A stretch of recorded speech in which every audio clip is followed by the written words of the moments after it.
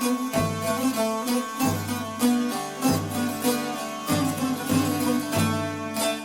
and welcome to the Majlis podcast, Radio Free Europe, Radio Liberty's current affairs talk show focusing on Central Asia.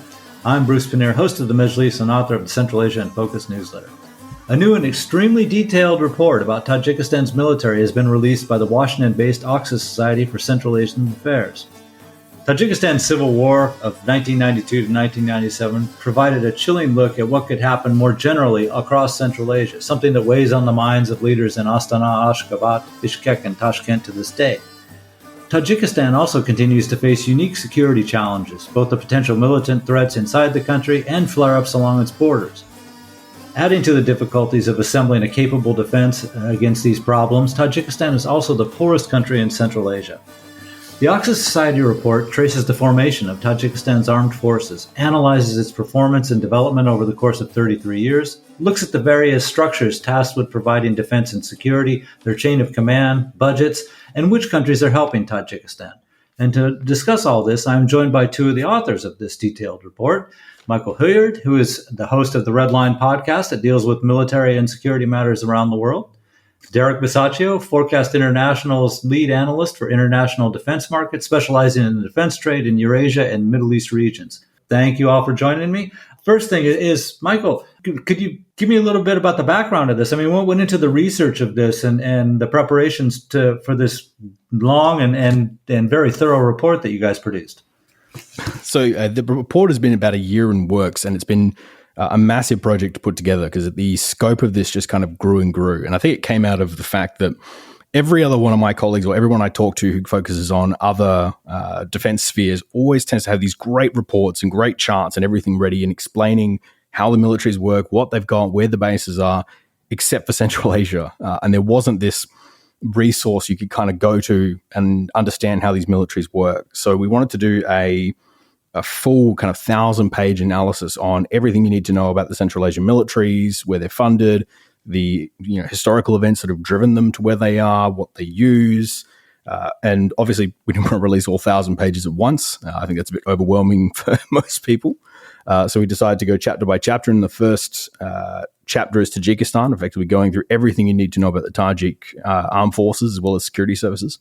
As well as an interactive map showing, all 200 military locations across Tajikistan, with obviously as each chapter comes out, the map for that country comes out as well. So it's mostly just been out of frustration that I think all my colleagues who work the Russia desks or work Europe or work Africa or have all these great resources, and Central Asia unfortunately didn't. So it's good to finally get one put together for it. No, thank you very much.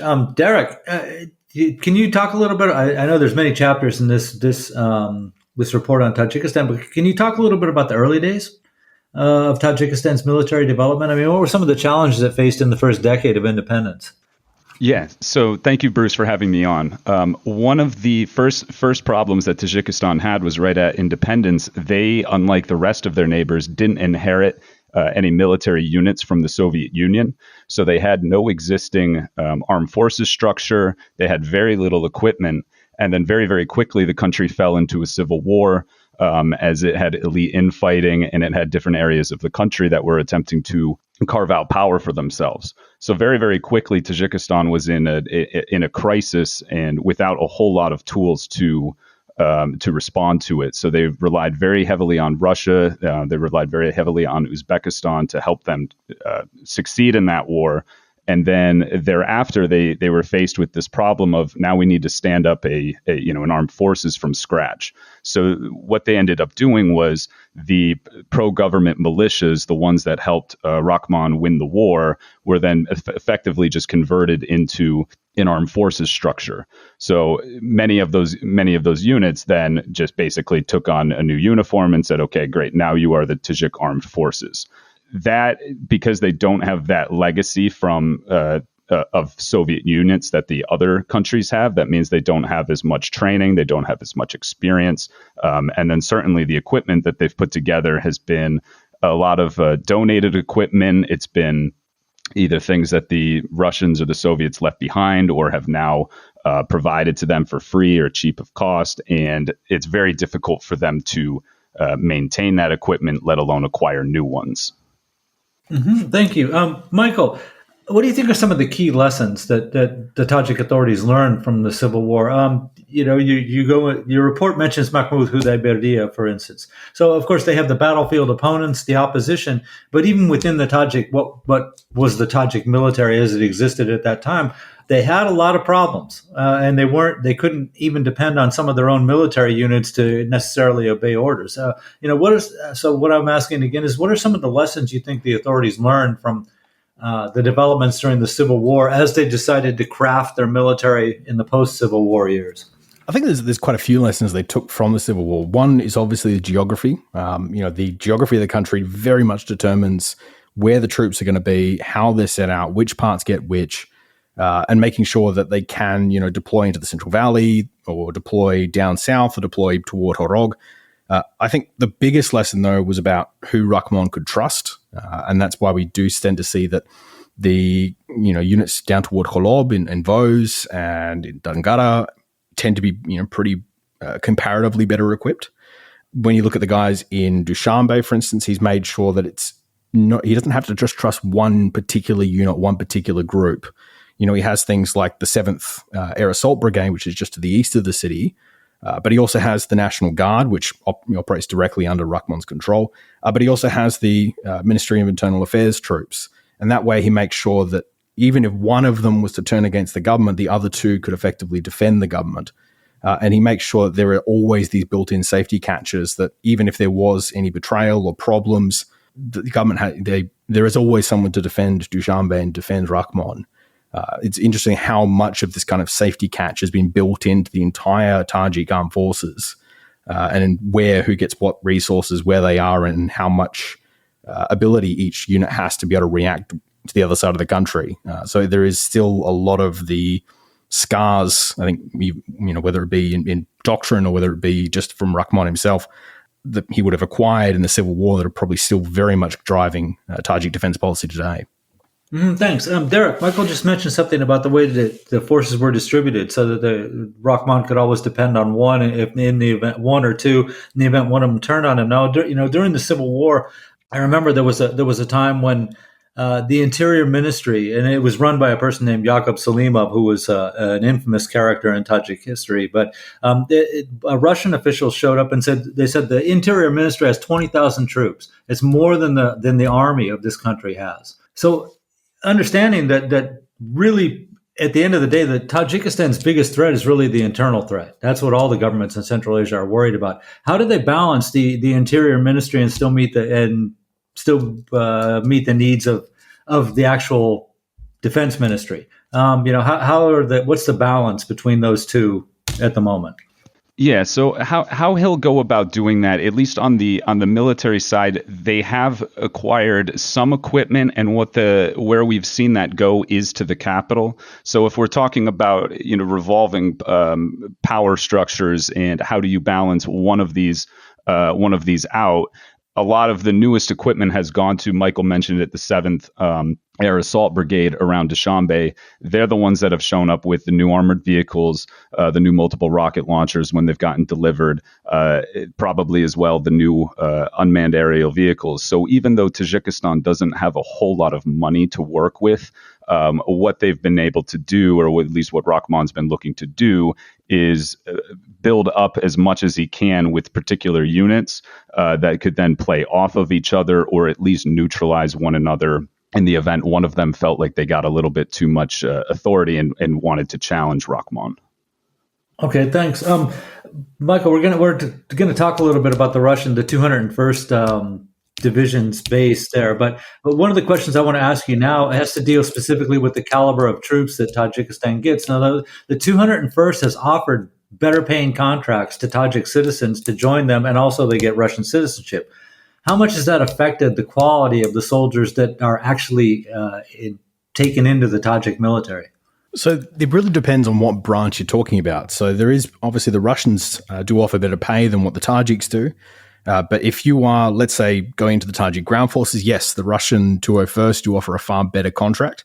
But you can also make much more operating in the Tajik border service if you're willing to be, working on the Afghan border and willing to look the other way when certain things cross the border. You can also get more prestige by working in something like the Tajik mobile forces or one of the very specialized units of the MIA or the Ministry of Internal Affairs. So the Russians have kind of taken away some of the better recruits, but it's not completely unexpected considering that the majority of Tajik's ground forces, and again, there is a differentiation between the ground forces and the mobile forces, but the ground forces are majority just conscripts and fairly basically trained. So most of them will be the guys that Russia won't really be looking at.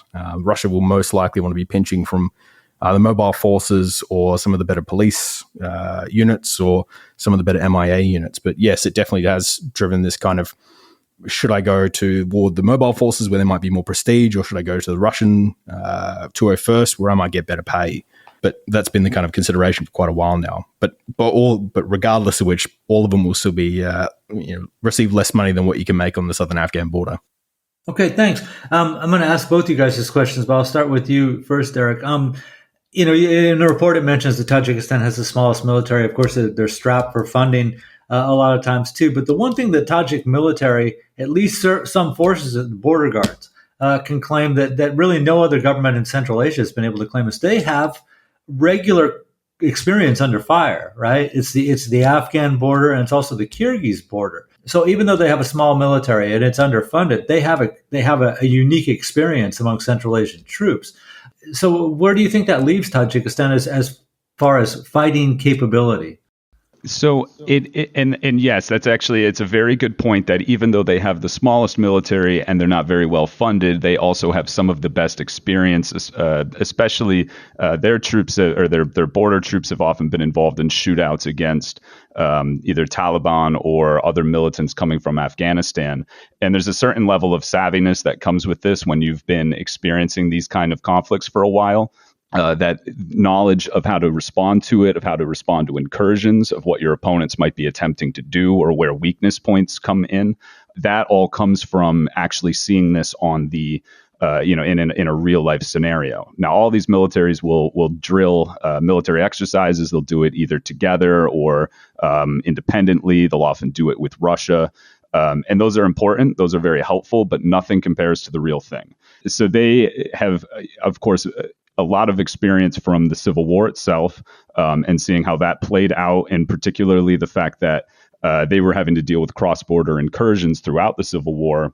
Now into the present era, that gives them a lot more confidence, at least in dealing with threats from the border that perhaps some of their neighbors don't have because they aren't used to seeing a lot of these incursions. Now, Tajikistan itself is a little bit of the buffer state for a lot more of Central Asia from Afghanistan's problems. So that puts Tajikistan noticeably in the front lines as it is. But that does mean that they have, refined their command structure a little bit more, so they know how to respond to contingencies as they break out.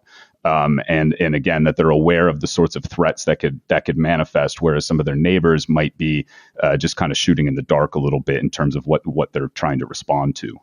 Okay, thank you. And Michael, the same question, and let me add just one piece. When the 2021 and 2022 conflicts along the Kyrgyz border, I got the impression anyway that the Tajik military was so effective in combating the Kyrgyz forces specifically because they had this kind of border experience. I mean, in both cases, Tajik forces crossed into Kyrgyz territory.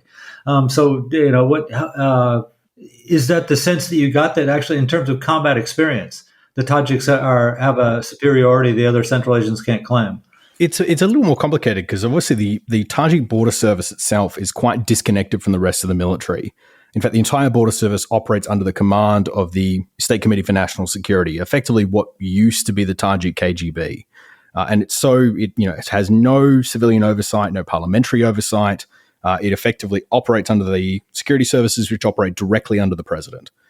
So they are completely separate. And what's happened over the years is that, China, Russia, the EU, all these countries have realized that once, heroin or terrorism or whatever gets into Central Asia or gets into Tajikistan, it's a lot easier for it to then get out to the rest of Central Asia and then on to the European and Russian markets. So a lot of these countries, particularly China in the last few years, have been throwing money at the Tajik border service to effectively try and keep the border with Afghanistan as streamlined as possible. Even if it doesn't completely combat the drug problem, make sure there isn't huge amounts of militants or Afghans crossing the border So it's been a comparatively well-funded service compared to particularly the ground forces. And they are able to make a lot of money doing contraband and a few other things as well. So you have this service that, everyone has been throwing money at for years because Tajikistan is seen as the front line coming out of Afghanistan, obviously, because Turkmenistan, once you get past Sahatabad, it's just desert for a very long way. Uzbekistan is mostly having to cross a river and one particularly well-guarded bridge. So Tajikistan becomes the obvious crossing point. Because it's been so well funded, you now have troops that are, comparatively well armed in some ways, and comparatively well trained because you can make a lot more money there. So that if you're a really good recruit, quite often you'd want to be part of the Tajik border service. So you have this service now that is getting a lot more funding from outside sources as well, with the least civilian accountability out of all the branches, apart from maybe the National Guard, but it's a very small branch. And that same border service is monitoring both the Afghan border, but also the border with Kyrgyzstan. The clashes in 2021 and 2022, yes, the Tajiks were comparatively well positioned. They did well, but there was a bit of a hiccup for the Tajiks, being that the Kyrgyz had access to drones. In fact, they just had their drones rock up from Turkey, the TB2s, operating out of Jalalabad, only a week or two prior to the big 2022 clashes. And that really did change the battlefield into Kyrgyzstan's favor. So there is they did probably better man to man than what the Kyrgyz did, but the tech really kind of, by day 2 of that conflict, threw it back to Kyrgyzstan. And I think that's really set the tone for where military spending between them has been going since then. But again, this is a force that is the least civilian accountable, but also has so much money being thrown at it from all sorts of sources, as everyone relies on it to be this kind of the barrier between Central Asia and Afghanistan. If I could just follow up, it was mentioned in the report too that Kyrgyzstan is outspending Tajikistan in terms of military spending at the moment. Is that true? Very much so. They're spending. We saw a big uptick in 2022, and then we saw kind of a downturn after that in 2023, 2024 up from Tajikistan. Some of that will be effectively just rebuying things that were destroyed during the 2020 conflict. Some of it will be forward spending on projects, particularly things like drone programs, a few other bits and pieces, obviously with a lot of procurement stuff. And I'm sure Derek can go through this in more detail, but you have to quite often pay a bit of a lump sum to get the production change started, and then it's a little bit less afterwards. There's also a good chunk of Kyrgyzstan's military spending, and we kind of cover this a lot more in the Kyrgyzstan chapter, but of Kyrgyzstan buying things that are then re-exported into the Russian market. So there is, the numbers on Kyrgyzstan, yes, they are spending more than the Tajiks by a fair chunk, but the numbers are a little bit squishy because of the fact that some of those items are being re-exported into the Russian market. So yeah, but it still is, they are outspending and putting a lot better equipment into the area than what the Tajiks are able to respond with. If we look at what's in Bakhmut these days, they've been introducing Belarusian air defense systems. They've been beefing up the units up there. They've been stationing more contract soldiers rather than conscripts, improving the amount of training time these guys get, buying a lot more drones, producing their own drones. And Tajikistan really hasn't had the anywhere near a comparable response up toward Bakhmut yet. So, since 2022, I think there was a big shock to the system for the Kyrgyz, and it is forming this kind of arms race that Kyrgyzstan is very much winning at the moment. Okay, thank you. Derek, what are the priorities for the Tajik military and security forces at the moment with the funds and the help they have? Right. So they have the most important security priority for them is going to be protection of Rahman and his regime. So protecting the capital. Outside of that, of course, they're going to need to watch the border with Afghanistan, and they need to increasingly worry about, as Michael was putting it, the fact that they're losing an arms race with Kyrgyzstan. That for them is going to be the most important area of procurement, in the sense that for most of the threats from Afghanistan, they can handle that with isolated troops, with border posts, and with UAVs providing surveillance. With Kyrgyzstan, they have more of an instance of, say, what you might call a peer rival, and that's going to require a lot more conventional fighting, which they don't have a whole lot of equipment for, and they have very little money to acquire. So what we've seen as far as where they're putting what little spending they have, they've started opening up new UAV plants. There was one that got a lot of headlines in 2022. They opened up an Babel 2 plant with help from Iran. Those are reconnaissance drones. They could certainly try to put explosives on them and turn them into loitering munitions, the sort of thing we've seen on the battlefield in Ukraine or in Nagorno-Karabakh. They've also begun setting up some armored vehicle production plants so they can produce 4x4 armored vehicles. But they're well behind Kyrgyzstan in that, and it seems to be certainly something that's kind of kicked them into a little bit of overdrive. They've even gone to Turkey to see if they can negotiate for the TB2s. Kyrgyzstan shot that down in 2022.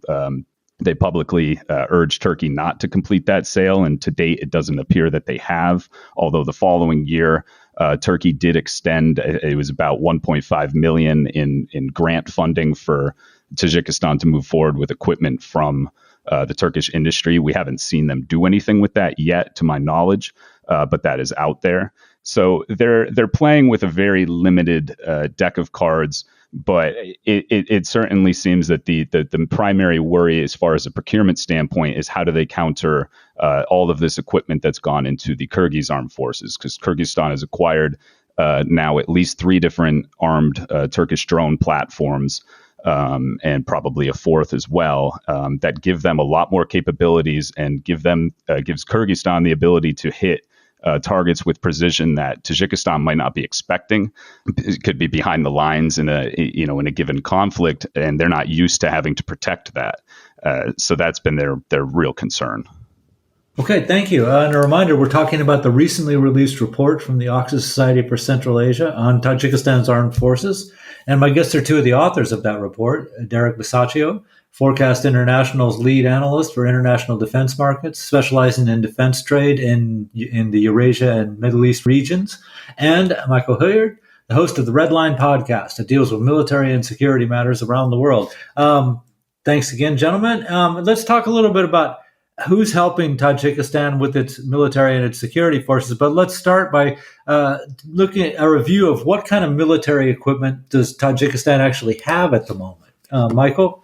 So a lot of it is effectively stuff that was probably manufactured in the 60s and 70s by the Soviets. A lot of it would probably have seen service, in Russia or Ukraine as reserve units, and then been put, eventually resold back to the Tajiks at some point. It's pretty old tanks. It's pretty old artillery. A lot of it's seen better days.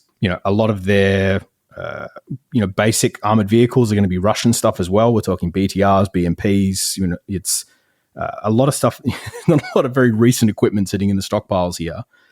They have got some, goodies that have come in, but generally it is pretty old Russian stuff, which is usually cheap and easy to maintain. And I'll obviously Derek will give a great answer on this one as well, I assume, but I don't see them changing that pattern for a while. We did see them sort of move to China a little bit during 2022 when the price of Russian exports is really high. But, since Russia has kind of got their arms capacity back up to a point where it can kind of satisfy its domestic needs and the needs for the war and fulfill its export market needs, we have seen a kind of return back to using Russian equipment or standardization kits or modernization kits for the older platforms they have, putting a new gearbox in a very old BMP so you can buy another 5 years in use out of it. So yeah, the Tajik military of 2024 effectively looks very similar to the Tajik military of 1985. Okay, thank you, Derek. Yeah, could you talk a little bit about the military equipment of Tajikistan? But also, I'm kind of curious that about we're going to talk more about Russia's role, but the 201st, they've been withdrawing.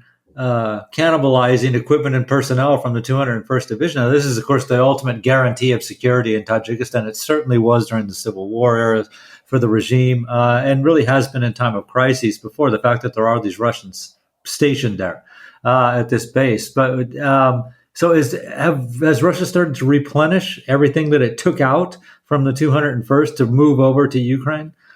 At least on that end, some of the equipment that the Russians brought to the 201st in the immediate years just before launching that invasion of Ukraine, some of that equipment has still stayed there. That being the newest BTRs, the latest modification for their T-72s.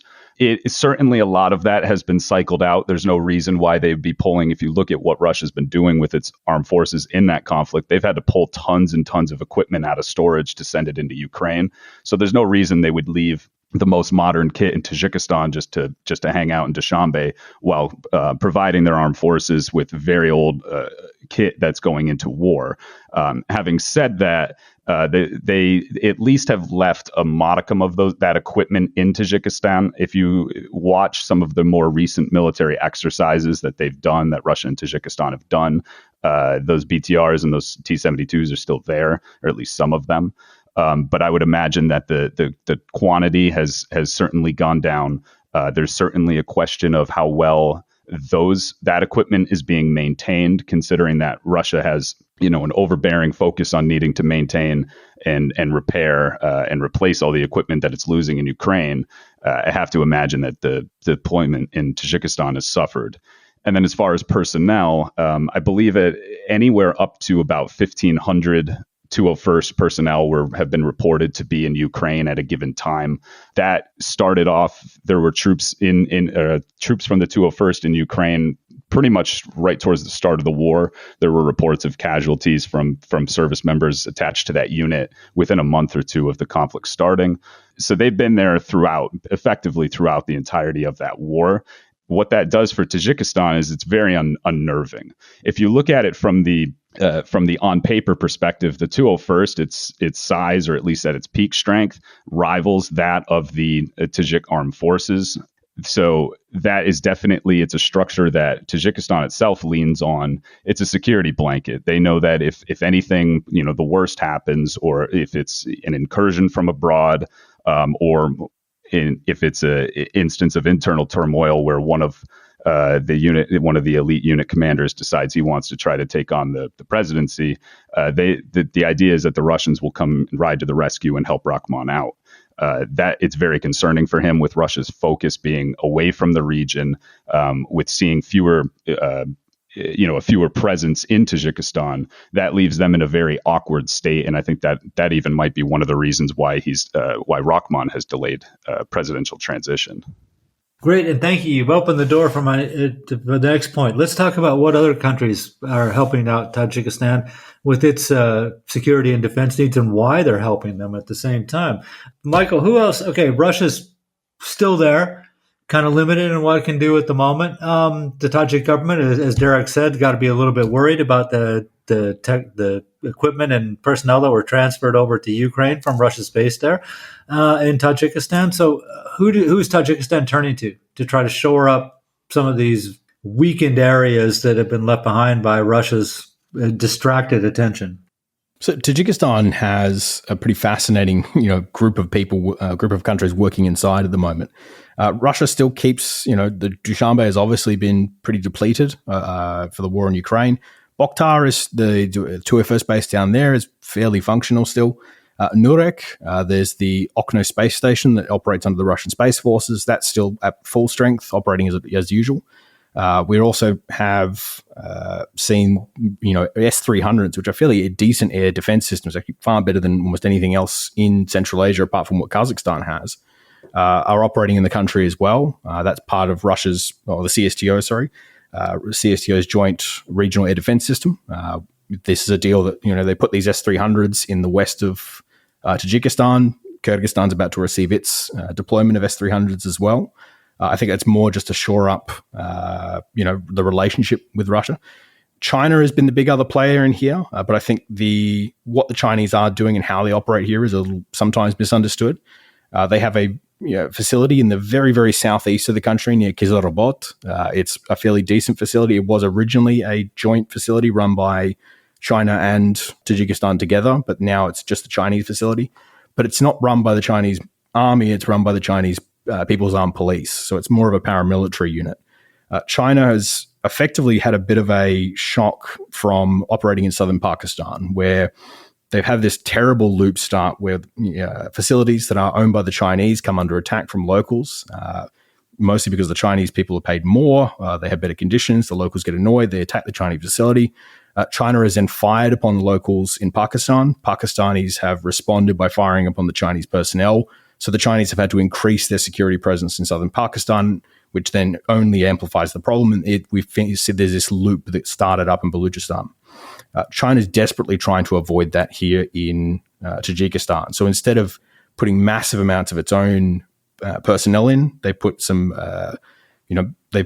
guys in, about 300 down near in that facility we were talking about earlier on.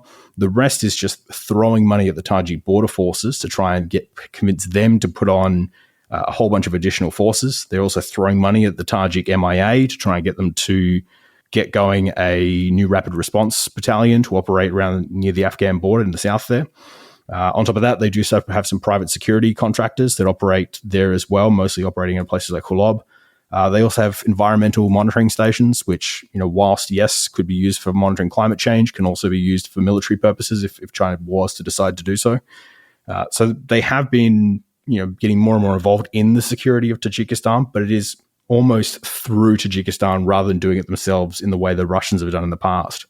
The other operator in here is India. India at one point was looking like it'd be a bigger partner for Tajikistan. In fact, the big airbase in the country, Aini, which is just the west of Dushanbe, the Indians paid a lot of money into that at the start, and then Russia lent on them because it was going to be a joint Indian-Tajik base. Russia lent on them, told them, no, this is going to be a joint Russian-Tajik base. They kicked the Indians out, and now the Indians effectively operate only a few small personnel out of the India-Tajikistan Friendship Hospital, which is in Bokhtar. And they have access to operate out of Farkhor Air Base, which is in the very south of the country, right near the border with Afghanistan, which was very useful during parts of the war on terror, but today really isn't used that much. Frankly, the reason it was used is because it was too dangerous to fly into Kabul. Pakistan wasn't allowing overflight rights there for a while, so they had to kind of find somewhere to put down planes. They get into it, unload trucks and go into Afghanistan. These days with Kabul operating much like any other normal airport, it's really not that useful, and there's no Indian planes on the ground. There's no personnel there. So the Indian presence has shrunk down quite a lot. But yeah, it's Russia's still probably the most hands-on, even still, even though their base is about half capacity at the moment. China is doing more of a third-party thing, and then India is a very, very small presence in the country. Okay, thanks. Derek, can you talk about some of the other players that are involved in this? Now, you already mentioned that Iran has set up a drone base in a drone production base in Tajikistan. But I mean, over the years, a lot of Western governments have been helping Tajikistan out too. Not so much the military, although that happens too, but certainly, getting back to what Michael said, border security, especially on the Afghan border, has been a priority for a long, long time in Tajikistan. I know the United States has helped them. Governments in Europe have helped them. Can you talk a little bit about that help that they've received from the West? Yes, certainly. So that for the West in particular, while the United States was leading the operation in Afghanistan, it only made sense to develop ties with the countries around for the sake of border security or for the sake of even just for logistics purposes to assist the operation in Afghanistan. And we've seen that wax and wane depending on the West's focus on Afghanistan. So, of course, 2021 happens, Afghan government collapses, the United States is pulled out, and that's really led to a turn of focus away from the region. But one of the interesting parts with this is that when the Afghan government collapsed, dozens of aircraft that were under the Afghan National Army flew to Uzbekistan and flew to Tajikistan. They're still there. Uzbekistan over this past summer, I believe, was able to negotiate an agreement to keep its aircraft. Tajikistan still in negotiations for it. And the basic format of those talks is that the U.S. wants to get either assurances or wants to get agreements with Tajikistan regarding border security and regarding stopping terrorism in exchange for transferring those aircraft. And it's not a small number of aircraft when you look at Tajikistan's Air Force and what they actually have. So that it's certainly there. It was always a tangential player to the Afghan policy writ large, but I think certainly the West has viewed it as you don't want a recurrence of civil war in Tajikistan. So where possible, help synchronize with the other efforts to build up the Tajik border forces, keep that stable, and prevent the government from collapsing. Thank you. Michael, let's stick with the Afghan border for a second. Now, this is a threat that the Tajik government has been using for years and years. It's kind of to keep the flow of aid and and military assistance coming into the region. There's thousands of militants just on the other side of the border, hundreds of radical madrasas teaching suicide bombers, all these kind of things that. And I've even said in the past that peace in Afghanistan would be the worst thing that could happen for Tajikistan, actually. So how effective are they? And are they less effective in playing that card than they were in the past? Or are they still able to, every time they think they need more money, are they still able to say, oh, we have 4,000 militants on our border and we need help? So it's a bit of both. What we found is that the Tajiks will report, an ISK attack along the border somewhere. There's been very few serious attacks. The most recent one being near Sadik in May of 2022, where there's some rockets fired in from Afghanistan. Most of these attacks today are fairly small, and you kind of read the press release, and it's an attack across the border, and then you actually go and call people in the village and ask what actually happened, and it seems to be more like a drunken farmer on the other side taking pot shots. But there's this kind of loop built into it, unfortunately, where the Tajik border service has a bit of a financial incentive to, amp up how dangerous things are across the border, because then, Russia, the EU, through Bomka, through all these guys have an incentive to throw money at them. And ISK also has an incentive to amplify how dangerous they are in the region, because obviously that would get them more funding from, rich people in the Gulf or benefactors, because they seem like more of a serious threat. So there is always a pinch of salt in this with what reports come out of it, because everyone is incentivized to, build up the danger across this border a little bit. Saying that, there is some concerns. I think the biggest concern, particularly for the Tajik security services, has been the appearance of publications like the Voice of Khorasan, which is a ISK published, literature, effectively calling for the end of the government of Dushanbe and a complete overthrow, and that's starting to appear in places in Gorda-Badakhshan. That's obviously a concern for the government. So they are getting better at fighting them. They are pretty good at keeping the border somewhat stable, but we also haven't seen, particularly up here in the sort of very northeast of Afghanistan, ISK be able to coordinate themselves in a very, very, large manner. Most of their movements have been, very sporadic, single to, kind of a handful of fighters, rather than any sort of massive ability to launch incursions or launch massive attacks like we've seen from particularly IS itself. Okay, we're getting toward the 40-minute mark, so we're going to have to wrap this up. But Michael, I'll start with you so I can give Derek the last word here. But when you were researching this report about Tajikistan, did you come across anything surprising? Was there something there you didn't expect you would find out? Oh, so much of this was surprising.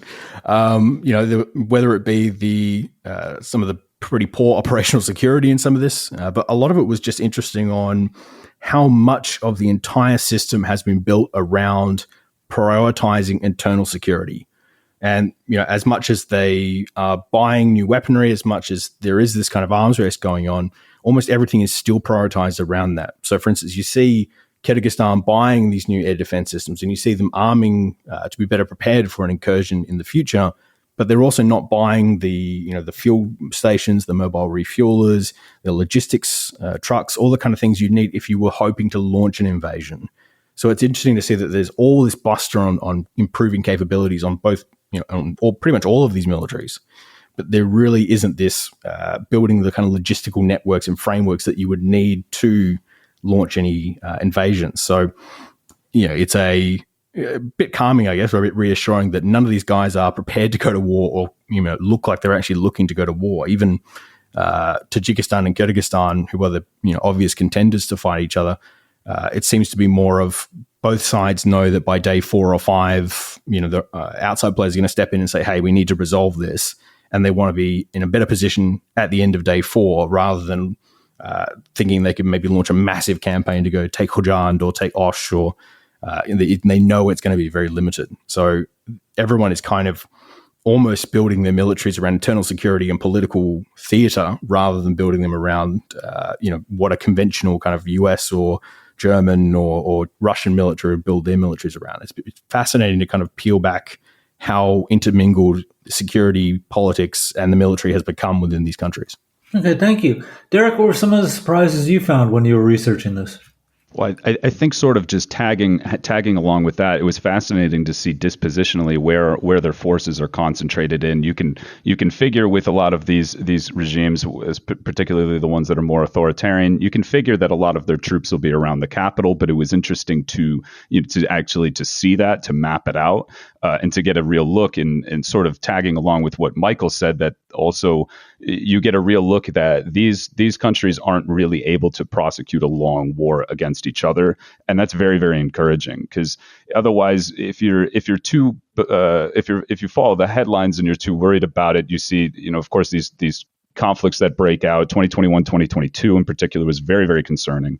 That doesn't mean that there's not a whole lot of destruction that can come from it, but there's only so long that these sides can actually carry this out, can actually carry out a military operation before there's just nothing further that they can do, before they can't get very far.